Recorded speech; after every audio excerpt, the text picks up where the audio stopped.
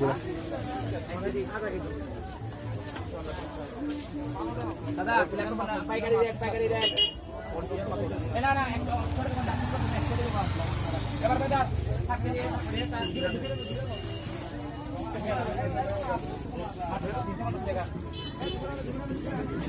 এক কেজি ভাইয়া হবে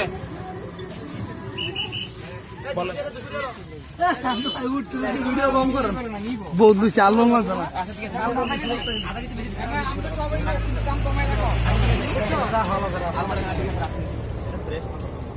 মানে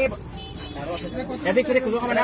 এটা আপনার জন্য রাখবো আপনার বস নিছে আর কি বুঝছেন 1300 টাকা রাখবো কেজি আর জিনিস সাদা এক সাদা বার ভাই দেখি ভাই